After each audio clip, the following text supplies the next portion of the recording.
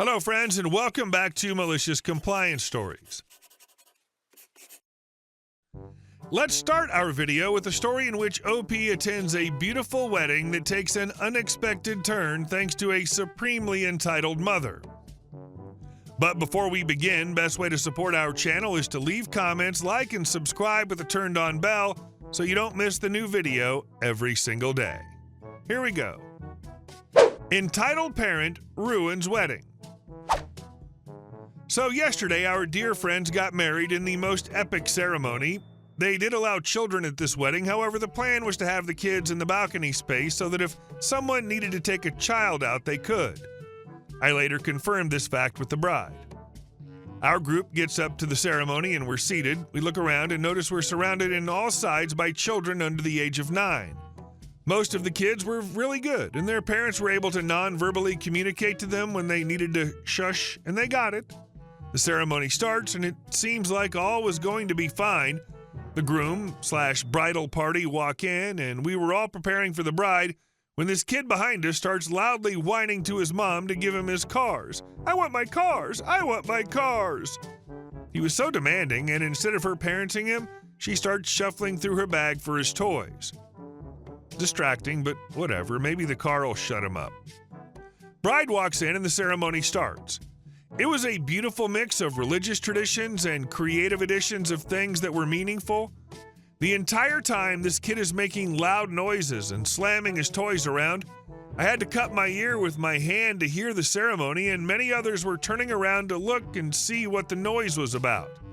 Even the bridal party was looking around, which you'd think the mother would notice and get the memo to take her kid out.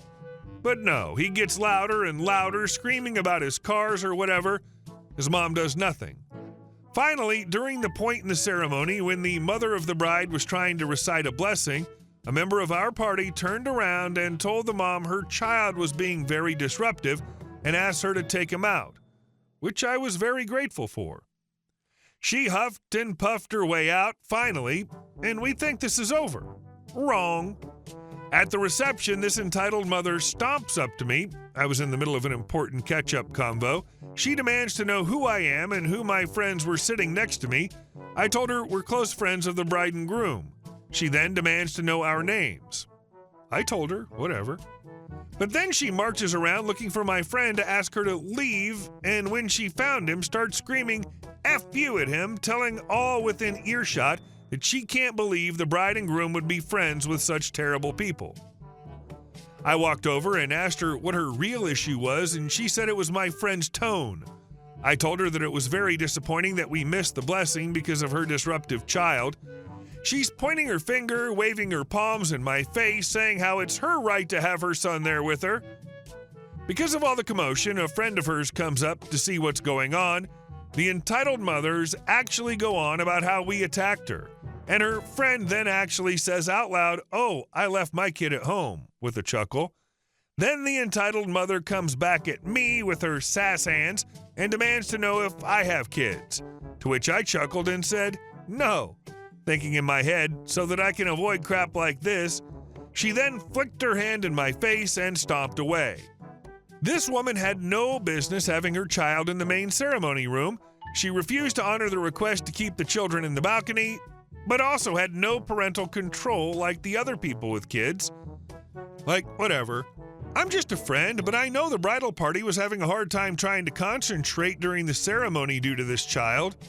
The audacity of this parent will forever be seared into the memory of this destination wedding for us. I mean, wow, this woman was top tier entitled. Bride and groom should have stopped the wedding and asked her to take the kid out.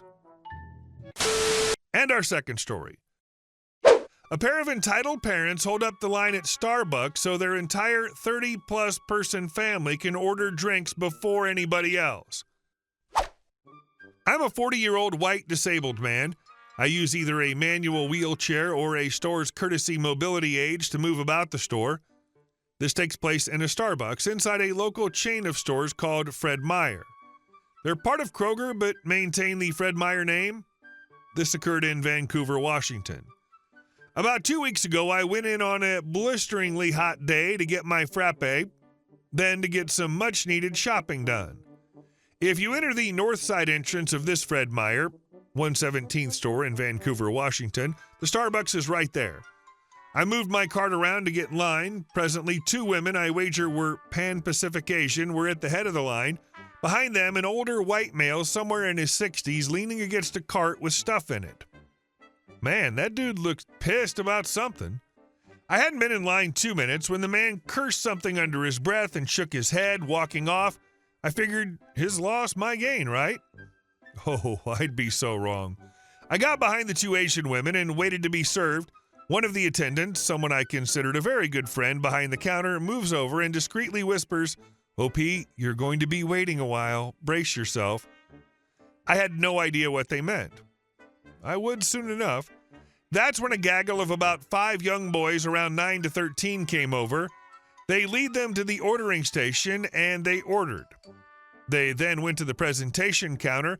I started to inch forward, but woman number 2 holds her hand outstretched in the universal "wait right there" or "stop right there" gesture. "Oh, we're not done. Wait," she said firmly. I was confused. A minute later, from that north side entrance, another 10 or so teenagers and young adults walk in. The women hold me back as one by one every teen and young adult was shown to the ordering station, cutting ahead of me and more people that had gathered behind me. I could hear these people behind me reacting in ways as understandable as saying, "Oh, for F's sake," to things that would probably get me banned even if quoted in context, i.e. racist. Just when I thought the horror was over and now realized why the old man had stormed off, a third gaggle of now full adults came in.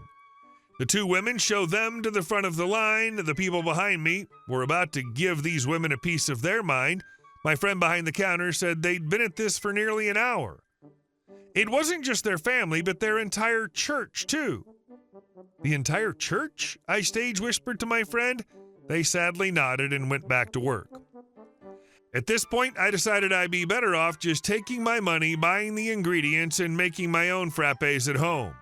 I tap out of the line, fearing someone was going to get violent. No epic conclusion, no fight, no witty banter, just me having to sulk and go home and make my own drinks. I decided to include a description of the woman's race in order to facilitate not only a proper vision of my experience, but also allow the reader to feel more properly immersed in the story. I also included it because there might be some sort of cultural significance I may be unaware of. Perhaps in another culture or country, what the women did is a part of that. I don't know for absolute sure. Damn. I'm not sure how I would have dealt with this if I were a customer waiting in a line that people like this cut in line. I hope I never have to. It would get awful. And our last story. Neighbors using my driveway to access their property. I bought a house with a strange driveway situation. The property has 2 driveways, one in the north side leading to a detached garage, and one on the south side for the house itself. The previous owner owned both my house and the one next door. When he sold my house to me and the other to my current neighbor, he created another driveway using the northern one, giving the neighbor access to their property. But the real issue started with the southern driveway. Even though there's no easement or agreement for the neighbor to use it, they've been driving through it constantly to access a paved area where they park multiple cars. At first, I didn't want to cause any trouble, so I let them keep using it, thinking it wouldn't be a big deal. But as time went on, they started using the driveway more than I did, and they were constantly speeding through it, almost like it was their personal racetrack. Things escalated when I realized the neighbor had become more entitled. They would drive at high speeds down the driveway, often reversing dangerously close to my parked cars. I politely asked them to slow down for safety, and though they agreed, it didn't take long before they were back to speeding again. It wasn't just the speeding that bothered me. The neighbor would also park their cars on my property whenever the street sweeper was due, acting like they could do whatever they wanted without even asking. Every time I saw them peel out or whip through the driveway, my anxiety grew. I didn't feel safe leaving my vehicles there anymore. Finally, I had enough. One day, after the neighbors sped down my driveway and nearly hit one of my cars, I decided to block off the southern driveway by placing a large planter in the way. I thought it was a peaceful solution to send the message that their use of my private driveway needed to stop. That's when things took a turn for the worse.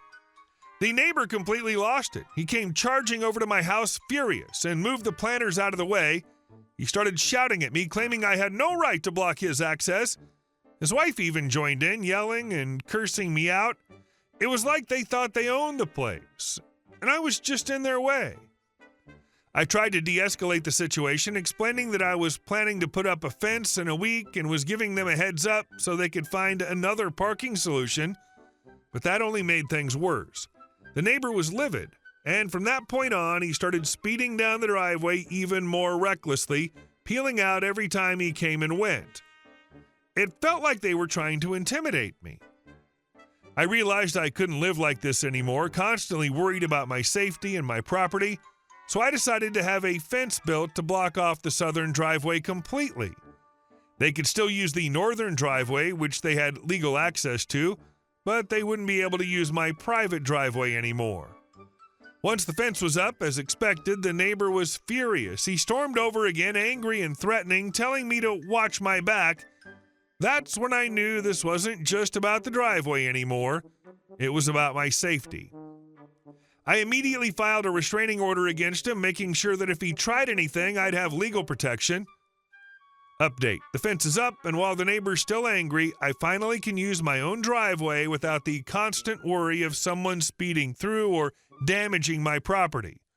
Hopefully, this puts an end to the chaos, and I can move on with my life without having to deal with this nightmare of a neighbor anymore. Hey guys, thank you all for watching the video. I'll see you in the next one.